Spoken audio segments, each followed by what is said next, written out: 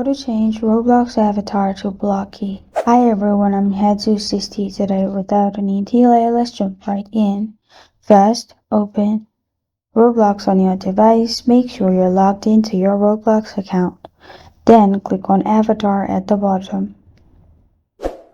In Avatar, click on Customize at the top. After you click on Customize, click on Head and Body. From here, scroll to the left and start with Torso. Click on Torso and simply uncheck what you have right now, which will turn your torso blocky. Left arm uncheck and blocky. Right arm uncheck. Left leg uncheck.